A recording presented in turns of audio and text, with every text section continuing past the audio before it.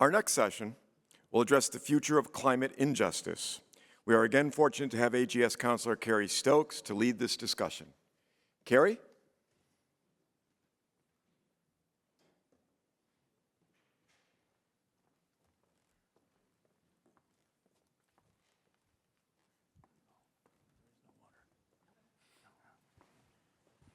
I'll share if you're nice. Thank you.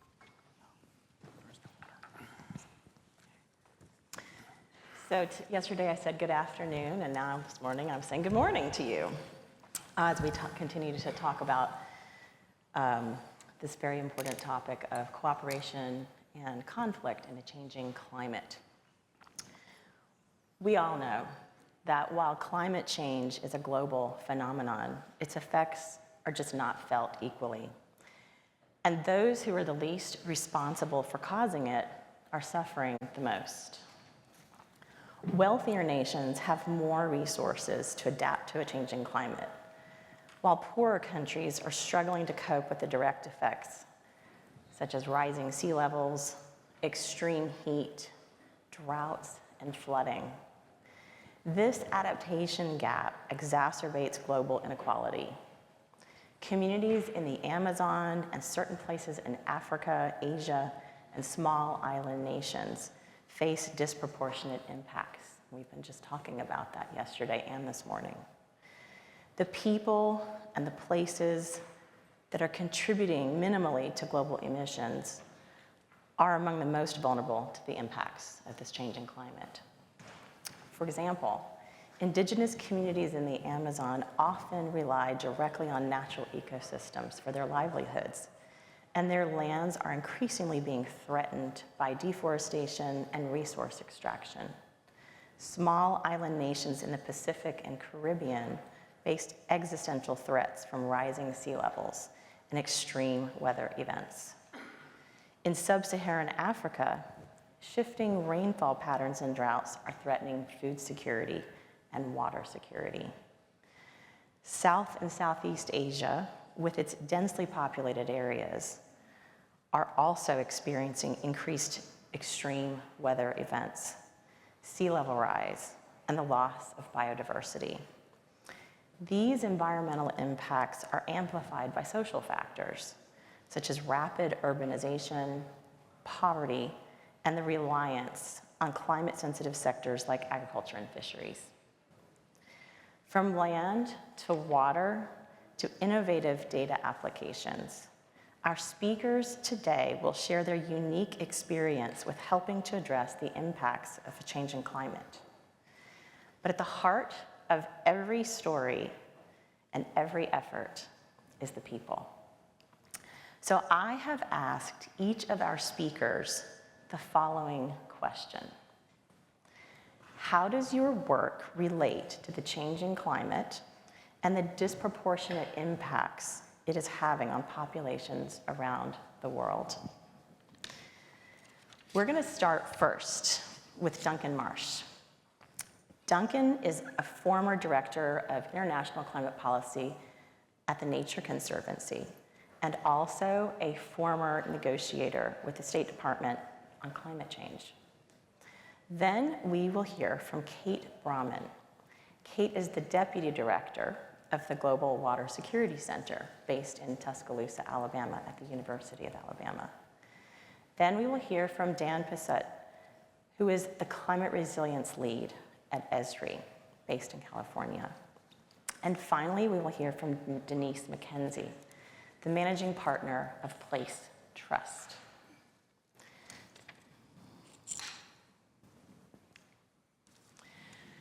So, Duncan, let's start with you to give us a bit of background on how this topic has been central to your professional background and experience. Okay. Thank you, Carrie. Thanks for that comprehensive introduction to the topic. And it's a great pleasure to be with you. This is my first AGS conference, and it's a real pleasure to be in the geography setting, which is slightly different, but really focusing on the same issues that I've worked on. So, as Carrie said, climate change, well, it's defined partly by two axioms. One is that it's disproportionate in terms of the impacts physical, economic, social, public health in countries across the world, but also in communities within countries and within regions. And it's also asymmetric in the responsibility for the problem. Most of the world's emissions have come from industrialized or industrializing countries, and many of the poorer countries in the world, however, will suffer the worst impacts or the most vulnerable to climate change. So that framing really was captured in the initial UN Framework Convention on Climate Change, which was developed in 1992 and ratified in 1994. The US, by the way, was the first country to ratify it, which was an improved performance over some of our more recent negotiating positions in some respects. The UNFCCC had in its Article 3 the principle of common but differentiated responsibilities and respective capacities. Now, this is an intergovernmental agreement, of course, so this really was referring to responsibilities and capacities by nations.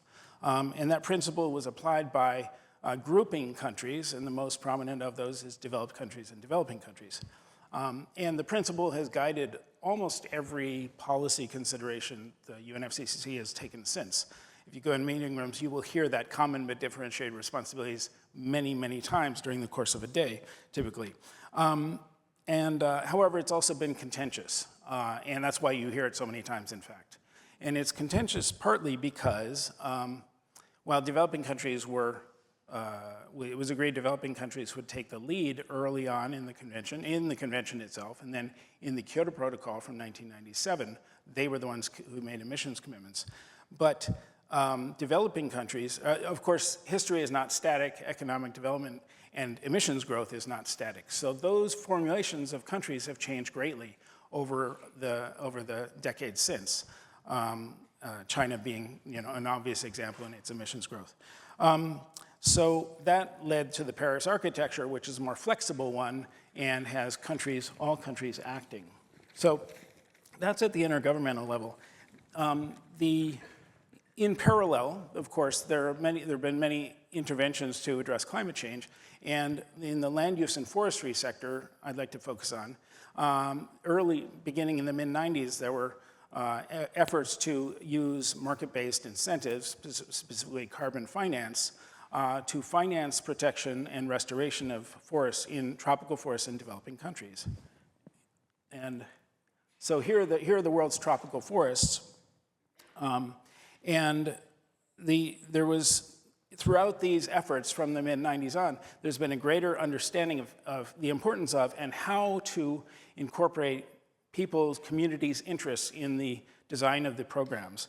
And one of the most prominent and I would argue successful such initiatives is a partnership that was started by the World Bank and has 47 developing country participants and 17 donors, most of which are governments, but include private companies and one NGO, that's the Nature Conservancy. I happen to sit on that board for many years. And the FCP, the Forest Carbon Partnership, it pioneered results-based approaches at landscape levels, large jurisdictional landscapes, to protect forests and restore forests, and it's still in operation.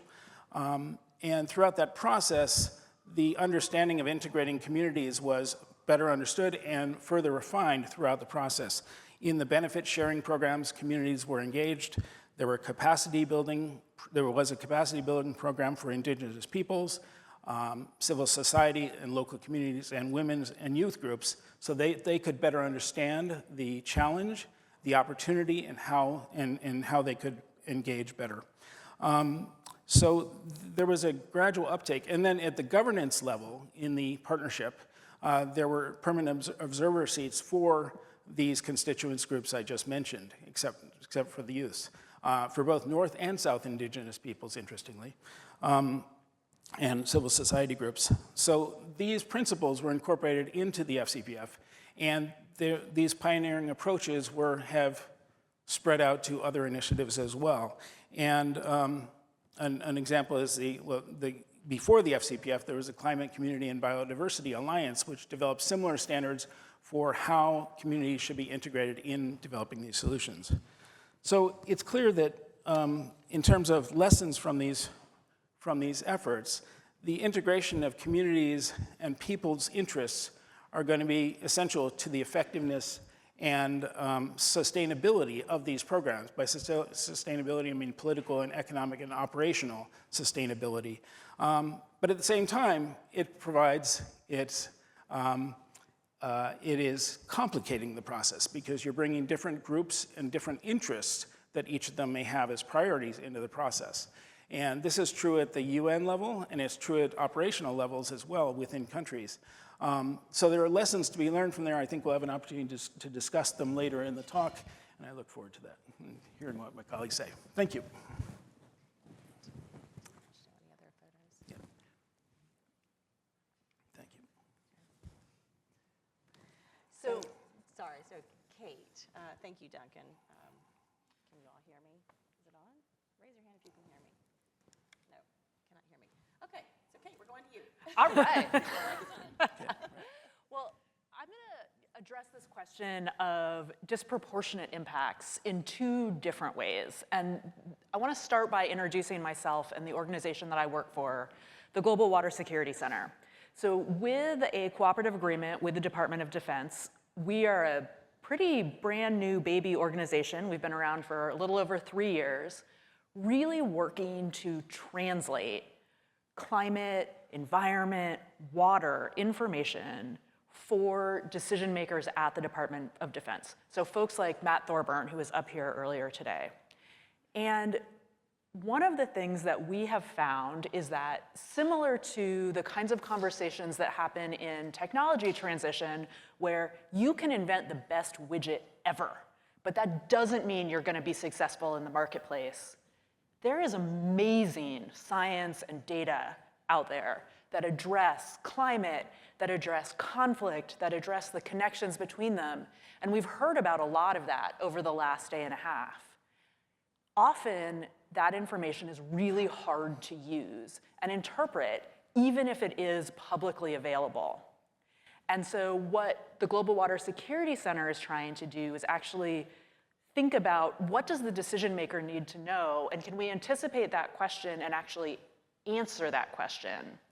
And of course, one of the things we've found is, especially when it comes to climate, future water, people often don't even know what question to ask. They know this is likely to be a problem, but they don't know quite what to do about it. And so we've addressed this inequality in access to information by really working to produce clear one-pagers that address this question of what is the future climate going to look like. And I'm going to show you 2 examples and then pass the mic along, but really excited to continue talking about this with you. So this is an example that we did for United States Africa Command, looking at how is climate likely to change within the next 10 years in the countries in the Gulf of Guinea. And what you can see here really clearly, and maps are important, is that it's going to get hotter, but it's going to get disproportionately hotter. So more hotter up north. And that matters because the populations of these countries are not uniform.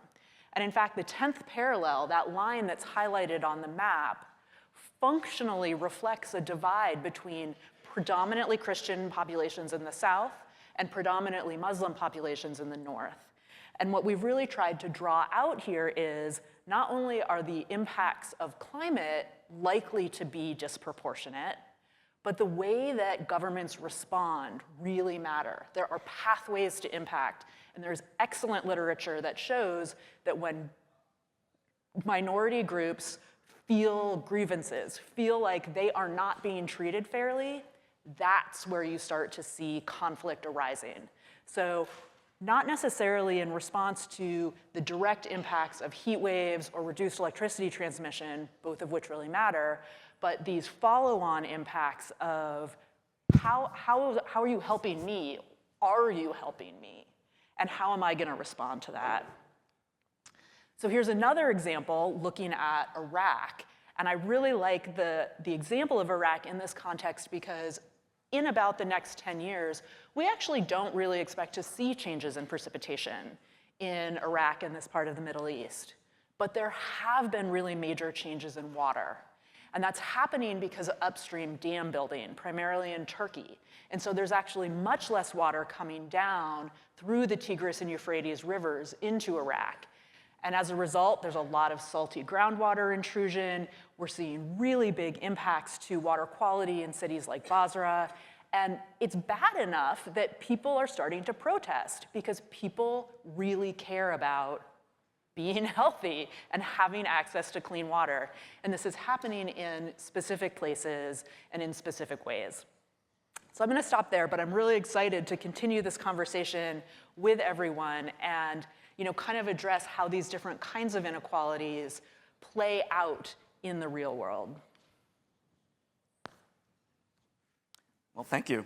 Well, it's exciting to be here today, and I wanted to tell you a little bit about some of the work that we've been doing at Esri, especially with trying to map climate injustice and working with our partners like yourselves, many of you.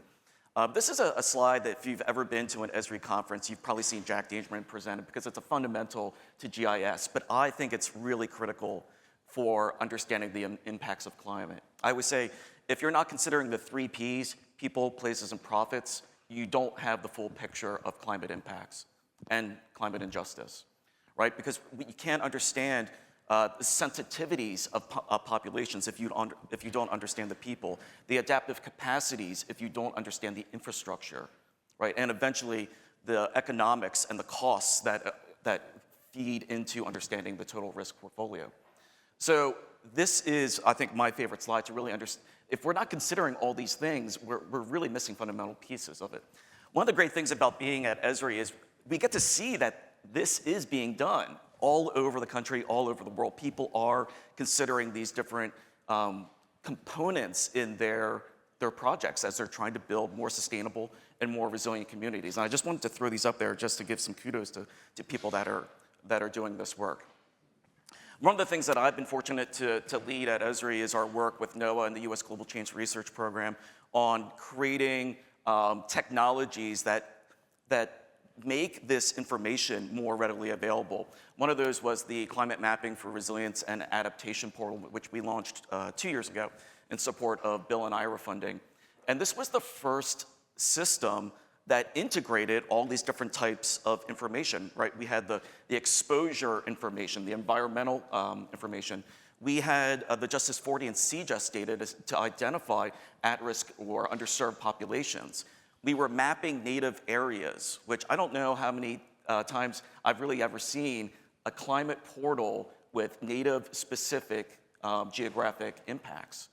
And of course, all sorts of different demographics. And then lastly, using FEMA building codes to understand, is this a 1960s code that you're living in? That's not going to be sufficient as we're starting to plan and invest in the future.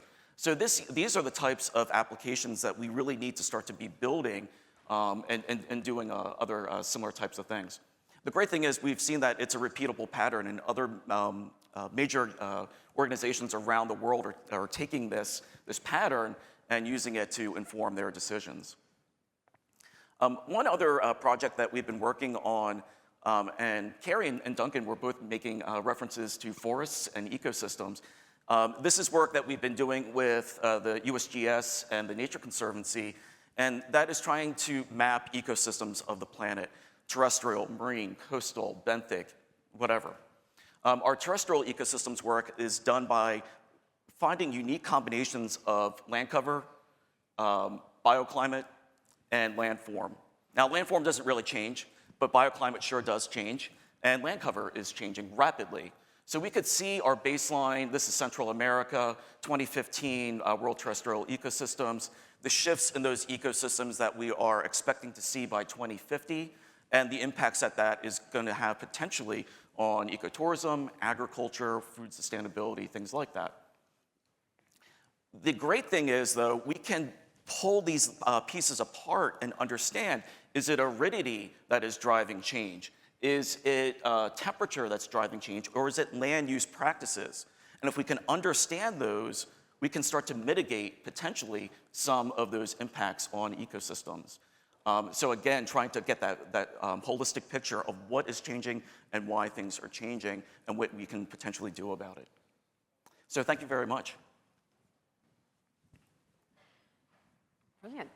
Thank you. And thank you, everybody, for the opportunity to be here. So my name is Denise McKenzie. I run a thing called the Place Trust, which is part of a broader organization called Place.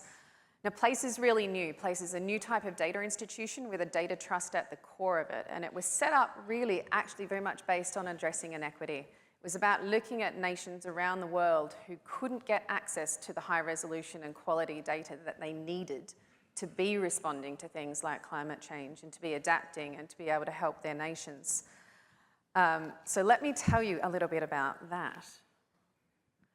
So when Carrie asked me to join today, I immediately knew which case study I was going to share with you all. And one of the things I will forgive you all for doing right now is pulling your phones out, because this is going to be an incredibly quick run through of what is an amazingly detailed, complex, interesting use case. And this morning, if you jump to my LinkedIn profile, you'll find a post that I put out that has got a series of links that will let you find access to data and the 3D fly-throughs and all the videos that I would have loved to put in this that you're not going to see as part of today.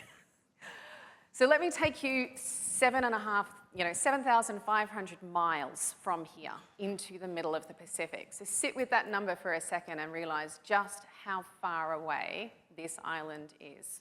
There are 3 flights that come into the island of Tuvalu per week from Fiji. And whilst our team signed an agreement, you'll see Peter, and I think Peter is in the room somewhere here, our founder, hands up over there, signed an agreement with the nation of Tuvalu last September. It took us until April of this year to get the team onto the island. And not because they weren't prepared to get out there, but because the island ran out of aviation fuel. And stores there. So one of the things about flying a plane backwards and forwards from Fiji into somewhere like Tuvalu is that you need quite a decent amount of fuel. And if the fuel's not on the island for them to refuel and get the plane back, what they have to do is put all the fuel into the cargo hold of the plane and be able to then use that to refuel when they go back. So they can't put anything in the cargo hold, like drones or equipment, to be able to do the data collection at that point. But the reason I picked Tuvalu is that Tuvalu is an island nation that is one of the first 5 that is going to disappear under the ocean. And we're talking not in 100 years from now, we're talking about sometime between 25 and 50 years. So this is a whole sovereign nation that is going to disappear on our watch and in our lifetimes, or at least within our children's lifetimes here. So it's really significant. In 2022, you'll see, may remember the one that's in the top right-hand corner there. So that's Minister Simon Coffey. Simon did the most amazing press conference, which started with a beautiful, fantastic postcard background of looking at a tropical island, talking about the wonders of Tuvalu, and he's in his lovely suit with his, standing at the podium. But as the shot pans back, what you begin to see is him standing in the water up to his knees. And he talks about that being where the shoreline used to finish for the nation of Tuvalu. What's interesting for us as geographers is that Simon then went on to talk about how they wanted to use technology as a means to do a number of things to help their nation. So they talked about using it to create what's called the Digital Nation Project. And some of that was about adaptation and understanding what they can do to preserve their habitable land as long as possible. But the interesting thing that they also did was to start talking about that technology as a means by which to represent what is now and preserve that into the future in history. It's about preservation of their culture.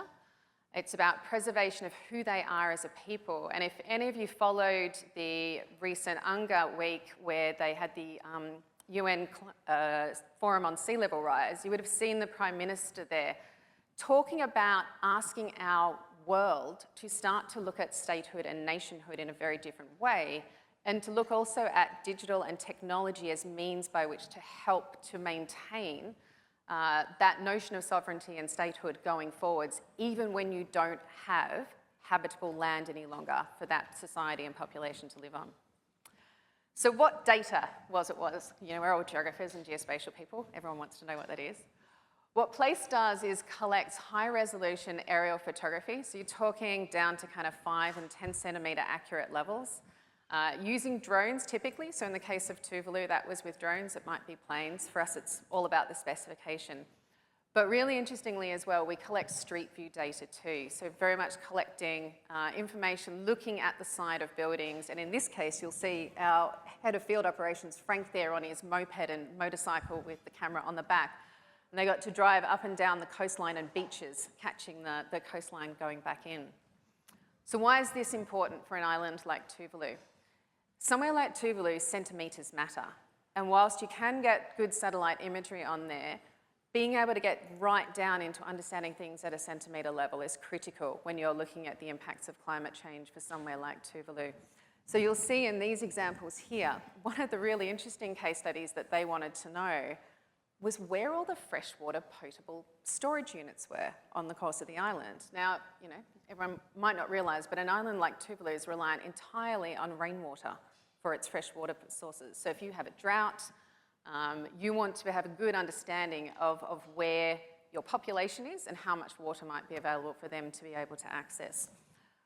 By combining both that aerial photography, we found where they all were, but now what you can do is, with the street view imagery, you can not only find where they are, you can measure them and actually work out exactly how much water each one of those particular units carries as well.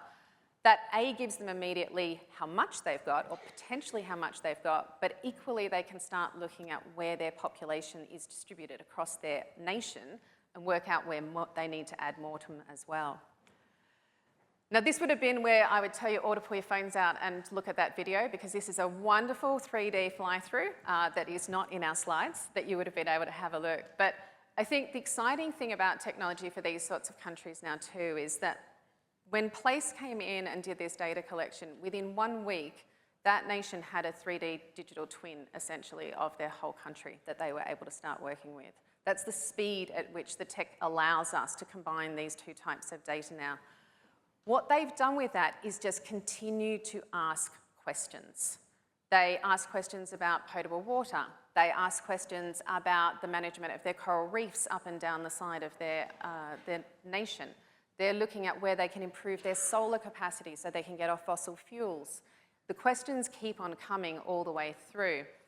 The really interesting one, and I think coming to our climate and climate injustice part, is how they've used this to engage with their citizens as part of what they do to respond and adapt to climate change as well. So Tuvalu I found to be a really fascinating example, and I love this quote at the top here that came from the Prime Minister recently that said, look, this is an existential threat that we face. It's not, we didn't make it. You know, this isn't something that we have any control over, but it's absolutely remaking us. And they say that not always in a negative way. They're looking for novel and interesting ways as to how they can continue to exist as a people and a culture in spite of what is happening to them in a climate context. So I'll finish with this to say, and we can talk more in here, but interesting things to know about Tuvalu is this is the very first country in the world that has signed a climate mobility agreement whereby their people can actually leave and work somewhere else whilst retaining who they are.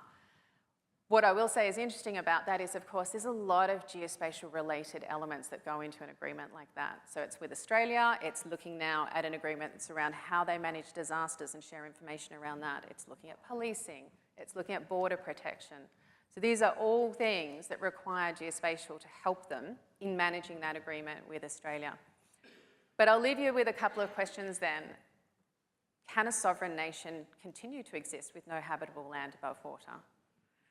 You know, and can digital infrastructure that we help to create and the maps that we build and the representations that we give of these countries, can they preserve sovereignty and culture? Can we have real confidence that that can actually be that true representation going forwards? And so I look to all of you, and I know a number of teachers and lecturers that you've got in here. How are you going to inspire those geospatial professionals of the future to answer some of these questions and support these countries as we move forward? So I'll leave that there. Thank you, Denise. Could you advance to the next slide? Yep. So that's the introduction of each of our experts on this panel. Now we've got a couple more questions to discuss.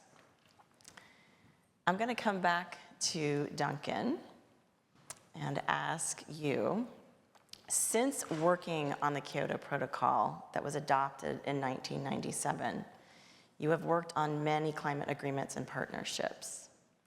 Have you seen changes over that time period in the way that international cooperation integrates the concerns of people and communities on the ground? Great question. Yes, for sure. I think I described a few of them earlier. But one of the ways that I see is that the UNFCCC, which was adopted in 1992, the Framework Convention on Climate Change, in 1994, began as a fairly simple negotiation with clear hierarchies of small numbers of countries involved. The number of countries now that are proactively involved in this is way, way greater. It's a much more complex negotiation. But it's also now become an annual meeting, which is happening right now in Azerbaijan, of 100,000 people. It's an enormous undertaking, and it's recently mostly hosted by developing countries. It's just an enormous event, and a question arises. Well, there's great value for many organizations and individuals to participate in it, and that is part of the answer to your question, Carrie, that there are great benefits from that. But have the negotiations benefited from having 100,000 people in attendance? And I don't see that they have necessarily. In fact, you could argue that it's created greater pressure, greater complications that make it difficult to reach agreements. So there are pluses and minuses to the engagement of multiple interest groups in this. And the pluses are clear, as I said earlier, in the effectiveness and sustainability of programs, of solutions. I think it's really important. I want to also note, I mentioned the FCPF, the Forest Carbon Partnership Facility that I mentioned, and its efforts to integrate indigenous peoples and local communities. I've had indigenous peoples representatives tell me that they have never in their history had such engagement with their governments as they have through this partnership. And that's true I believe in quite a number of countries. The partnership forced governments to consult with their local communities and indigenous peoples in ways that they just haven't had to in previous land use interactions.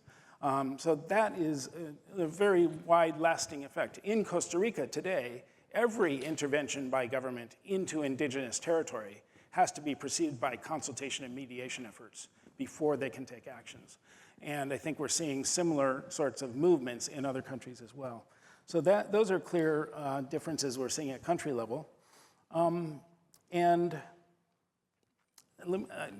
I say a quick word about climate justice? Is that okay?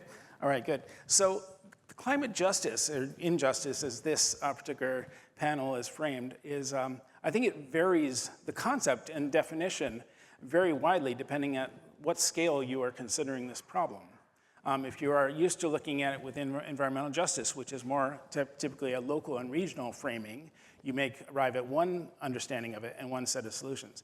If you're looking at it globally and thinking about what nations and what peoples are most affected by climate change, you may come to a very different definition of that and a different set of solutions. So it's challenging because the concept of justice tends to presume some sort of responsibility, even blame, and can create a sort of a contentious framing of a discussion or solution solving. But I think there are a lot of educators in this room. I think it'd be a very interesting exercise in classrooms to have your students work through their definitions of climate justice and then ask them to consider that from different scales and see what solutions it leads them to. So that would be a very interesting thing to do. Thanks. Thank you. Kate, I'd like to ask you a question based on your presentation. Where are we going to get fresh water in 20 years? So Carrie, I love this question because it seems like a really obvious one. We're already hearing about day zero in different cities. Montevideo did actually almost run out of water last summer. And I also think it's the wrong question. Because when we talk about where are we going to get fresh water, what we're talking about is water supply. And while climate change is going to change the way that the water cycle happens, I'm very happy to report that the water cycle will still work. Everything you learned in the 4th grade, the physics remain true. And what that means is that we need to think about not how much water or where is the water, but what are we doing with it? How are we using water? And how are we putting pressure on water? Because not having water isn't in and of itself a problem. It's a desert. And there's nothing wrong with a desert, it's just a different kind of ecotone. But it is really problematic if you want to flush your toilet and grow a farm and you're in the desert. So I would argue that's not a question of supply, that's a question of demand. And I think one of the things that's really exciting as we think about the geography of water use is that we're starting to get a better and better picture of how people are using water, where they're using water, and where that water is going. So it turns out that it's basically impossible to use a lot of water unless you're spreading it out on the ground and letting it evaporate. That might be because you're growing irrigated crops. It might be because you're growing grass in your yard. But if you think about how you're using water inside your house, think about all the ways you used water when you were getting dressed this morning to come here. Think about where that water went. Here in New York, that water went down the drain. It ended up in one of a couple water treatment plants, possibly on Ward's Island, that you might have crossed over on your way here from LaGuardia Airport. And then it ended up back in the Hudson River. That water's not gone. It still exists. I used to live in Minneapolis, and we always joked that every time you flush the toilet, eventually that ended up in St. Louis. Which is not nearly as gross as it sounds, actually. We, in the United States at least, we do a great job. Tertiary treatment of water works really well. But I think that it gives us a lot of flexibility in how we think about this. Who has access to water? Who is demanding water? How much water are they demanding? Where is reuse possible? And there's a lot of differences in what that looks like. And we're sitting here today with these amazing data sets, really reliant on data centers, very water hungry. On the other hand, that water is moving through them as a cooling process, so it's coming out the other end and it's going somewhere. We also, I can see they're setting up lunch in the back. I bet there's lettuce on there. Your lettuce isn't being grown in a rain-fed farm field in November in the United States, but it might be coming from Arizona. It's a great place to grow lettuce. Also, it requires a lot of water from the Colorado River. And I think what's important here is this question of responsibility that Duncan brought up. What are we actually doing? Where are we sourcing from? And you can think about that at a personal level, but I'll end by noting that we are starting to see more and more governments and powerful institutions blaming climate change for what, when you start digging in, is clearly a management failure. So what's happening in Iraq, that is about negotiations between countries and who's getting water. That's not because it's raining less. And we really need to think about where our agency is, because that's where we get to make change. If it's climate, well, I can reduce my carbon emissions, but I can't do anything about where it rains. But if it's about management, I can do something about it. And I find that to be really hopeful, actually. I love it, because we are about finding solutions and finding hope, carrying on with that theme from yesterday on to today. So thank you, Kate. Moving over to Dan.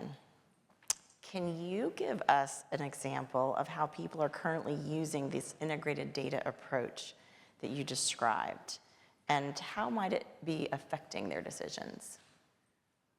Yeah, a couple years ago, I was working with NOAA and CDC on this project. I think vulnerability indexes are so in vogue right now. Everybody has a vulnerability index map, right? And we were trying to come up with the one heat vulnerability index map to rule them all, right? And we were sitting down and we're like, okay, what are all the components that are going to go into this? And how complex is it going to be, or how simple is it going to be? And we realized this is completely wrong. We need to invert this pyramid, and we need to not be looking at the problem, but the solution. So how do we create resilience indices that take into account where? Because your vulnerability is not the same here as it is here or here, so that one map to rule them all would never work. So instead, for heat, it's not where's the vulnerability, what is the mitigation, and what is the solution that you put into that? Then what are the components that go into mapping where that mitigation is most effective, right? And so now we can start to pull the components of that, of what should go into that index to drive our actions in specific places. And then you can also layer those different maps together to find, okay, this mitigation overlaps in the same geography as another highly effective mitigation. So you can go in there and get compounding effects of your work. So this is something that now we're seeing being implemented in cities, because this has to happen at the local level to be effective, right? That's where you can be very specific about what goes into your map based on the conditions that are within the local environment, the local populations, the local infrastructure, things like that. Basically those 3 Ps all over again. So I think looking at these issues from the opposite perspective is really helpful in us making progress and creating more sustainable communities. Dan.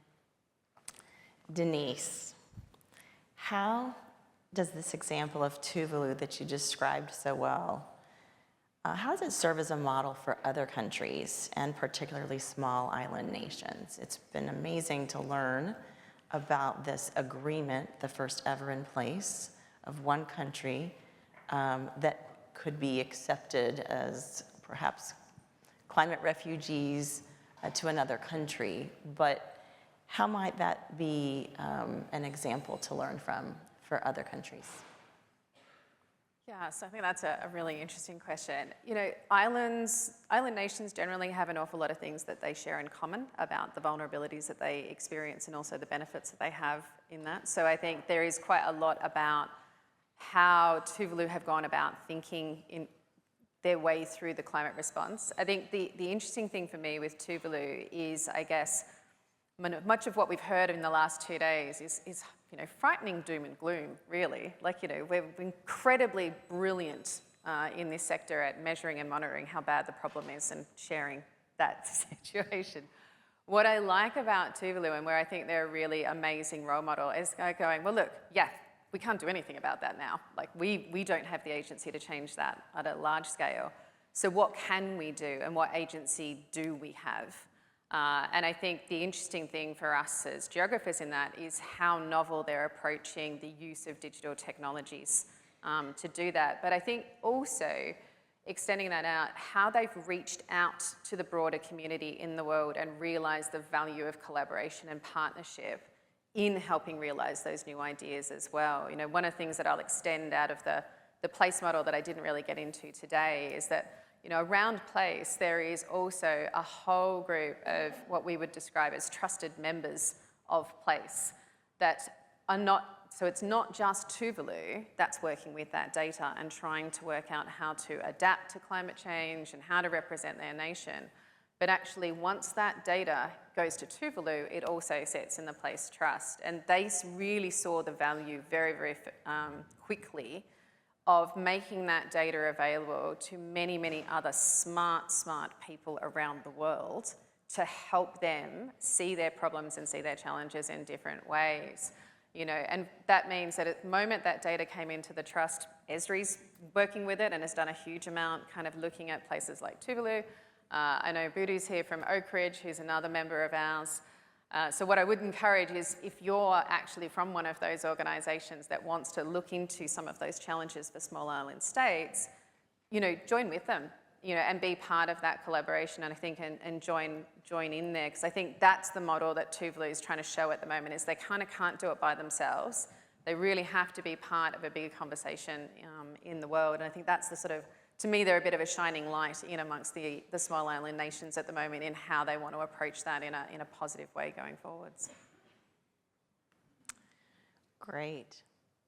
So this is a question for all of you, because you're all experts in your field and you have shared fascinating stories with us today. Are there any additional points that you'd like to make about this topic to be able to stimulate the thinking of our audience? And I will go with whoever raises your hand first. All right, I'll over jump to you, into that. Denise. I'm going to riff a little bit, actually, of some things that Kate there, 'cause she made me really think in here. You know, I come to a lot of these conferences, and I went through the mad exercise of doing a Master's in Sustainability a couple of years ago. One of the things that I always find is you look at all of these, and I think you have a tendency to kind of sit back and go, oh, man, the problem's so big. You sort of don't really know how to engage with it. But I really like some of Kate's framing here in talking about that actually is often about choices that we make. You know, it might be the choices that we're making in our day-to-day lives about whether we're using water the way we're using it or what particular charity we're funding to. But I think in our professional lives too, we make an awful lot of choices here that can have really huge impact in what we, you know, the roles we choose to take on, the particular projects we might decide to become involved with as well. And I think that the exciting thing that I would say to this room and to this audience is the power of positive impact that everybody sitting in here has got to play in that climate injustice space is huge. And so I would really, I guess, want to leave everybody here with thinking, don't be so scared about what's coming, but do think, I think, really critically about how you, on each and every day, can do something that might actually help to play a part in making this better. Thank you. I'll follow on to that, and I think, and this also goes back to the geography of hope yesterday, and that is, we've kind of touched on that, and that's solution focused, right? I think we've seen so many bad maps, not in a, you know, a judgmental sense, but you know, like the gloom and doom map. We've seen the exposure maps, and we know it's bad, right? But that only gets people depressed and this feeling that they can't do anything, right? So the more that we can present a solution forward representation of climate and the opportunities that we have to intervene and do some good there, I think the more success that we'll have in getting more people to join in these efforts. So I say, you know, especially to the students that are in the room, be focused on the solution first and the extreme after that. I really like this, the bad maps. And I mean it in all of the senses. That's a great way to talk about it. So I think, you know, in a room full of geographers, we have a lot of appreciation for how bad maps can be. And one of the things that we've found with these one-page briefs that we make is that good maps matter, right? You want to be, it needs to be aesthetic, but it needs to be clear. And more what we find is that we go back and forth a lot within our team talking about what do we want someone to take away from this map? And how do we help them do it? So it's not just, I want someone to take away that it's going to be hotter north of the 10th parallel than south of the 10th parallel. I want someone to take away that there's disproportionate impact on different populations. And so how do we lead people to understand that with those maps? We've recently started leaning in a lot to annotations, but I think there's lots of different ways to do it, and there's a lot of creativity that can come out of it, because you are telling a story not just with the words, but with the maps and images themselves. And it's really important to think about, what is that story? Am I telling the doom and gloom story, or am I telling the solution story? And your reader will take that away, and then a bunch of stuff you didn't expect. Great. Yeah. Okay, great. So I think that, first of all, there are opportunities for action all over the place on this issue, right? Every single sector is affected by and contributes to climate change. I just heard yesterday in the presentations and dinner discussions and everything, incredible efforts by the group of people here to engage in actions in all different sectors and all different focuses, that are often bottom up, and that's essential. So, we live in a world now defined at the global level by the Paris Agreement, which is by definition a bottom-up agreement in which nations come forth with their own contributions, and they're figuring out how they can do this most effectively. I think we as individuals, as members of this community, can think about how do we think ourselves creatively and how we identify solutions and go after them. And I sort of alluded to this earlier, I don't think blame is always that helpful framing for this issue. I think cooperation and finding multiple ways to act and embracing and respecting that is important. If you go into trying to assess responsibility too much, there is usefulness in that, but if you go too far into that paradigm, you get into seriously complex questions about what is the responsibility, who is responsible. You can do this at the national level, at the corporate level, at the community level, and you could, if you think about it from an individual point of view, do you just measure emissions? Do you measure behavioral choices? Do you measure voting records? How much do individuals and even nations in their policies and voting records, how much does that affect the sense of responsibility? So I think framing the issue around ways to cooperate is actually, and I think the Paris Agreement has done that quite well, is actually a more constructive way to find solutions to where we need to go than to get into too much blaming and negative association of responsibility. So that's the thought I have. Thank you. So we have time for one more question, and I'm going to build on, Dan, what you mentioned. Young people around the world are well aware of climate change. My nephews don't debate whether it's happening or not. They have no idea that when I was their age, we didn't talk about climate change as a matter of conversation at the dinner table. They're aware of disproportionate impacts. Whether they've traveled to other countries or just their own, they see it.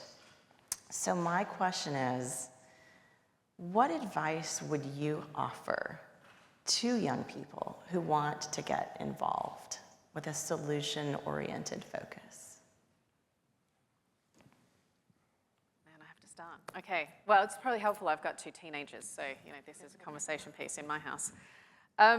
I think one of the things that I always say to them in this is, number one, don't go it alone and think that your solution, lives in a vacuum from everything that's there. I think there at times is a really, particularly in our incredibly connected digital world, you can always find your own echo chamber to tell everybody about what your solution is.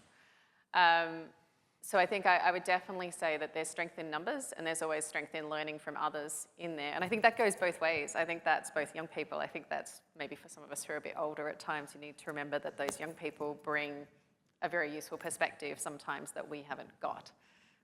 So I think that's really useful. But I think the biggest thing I would say to young people is don't despair and don't lose hope in this. There are things that you can do and there are ways you can be involved and respond. And I think that increasingly what we have seen across the world digitally is a despair issue and an anxiety that's appearing around it. So I think there is, maybe it's a bit to us as well and how we're talking about this. Let's look a bit more for where you can make, don't be Pollyanna about it, we have got a big problem, but can we be a little more constructive perhaps and a bit more positive about the opportunities there are to really do something about it and focus on those solutions and get involved in those. Thank you. I think the safety in numbers thing is really important, and that's, as I've been saying over and over, understanding climate is interdisciplinary, and we can't all be an expert in all these different areas, whether if we are going to try to understand it or communicate it. So, finding those people that augment your knowledge and your skill sets. One thing that we saw with the National Climate Assessment last year was art by climate, right? That the idea that they were pairing scientists with artists to help to better communicate this than traditional means, right? And I think that these are those different connections that we have to make to augment, our ability to understand and communicate. Yeah, I was going to say, I'll add actually, one of the great things in Tuvalu that the guys did that we were really surprised, they got their data. This is the people from the mapping agency in Tuvalu, and then they stuck snips of it on Instagram so that they could actually have better dialogue with their young people and inspire them to be part of those conversations. So I think it's also, looking for the novel in the ways you use it too. And I think, I appreciated one of the things you reported back about Tuvalu, which is that it's a challenge, but it's also an opportunity. Yeah. And I think that's an important framing, that sort of doom and gloom and despair is just depressing and sort of paralyzing. There will be change, and some of it's going to be really hard, but that doesn't mean that it can't be good, and there can't be opportunities that come out of that that are really positive. And I think sort of emphasizing those things it's important for myself. I have to remind myself about that, but I think it's also really important as we think about youth and youth development. And one of the things that is so overwhelming, I think often, is that this is such a big systemic problem. And so I cannot take credit for this. I had an advisor that used to say, there is no silver bullet, there's only silver buckshot. And we need all of these solutions. You can't look and look and look until you find the one ring to rule them all. We need all of the solutions, and we gotta, take action and go down those roads now, and they'll all add, none of them will be perfect, and they'll add together. And I think that's a really important piece of the puzzle. Hold politicians accountable. It's obvious to everybody in this room, but those who are teachers and influencing young people, to embed that in their heads is important. And then, as others have said, solutions are everywhere, and be creative in them. Position yourself through education and experience to try to develop those and advance those as much as you can. I think there's tremendous opportunities in climate change and technology, as my colleagues here have discussed in the area of mapping, but technology all over the world. I mean, in all sectors, as some others are involved in this conference. And the opportunities to engage are super exciting for young people today. As Carrie said, way more than we could have conceived of. And the climate industry and economy is just going to grow and grow. So I think it's extremely exciting for young people. Well said. Thank you all so much for sharing your experiences, your expertise, and your advice. Please join me in a round of applause.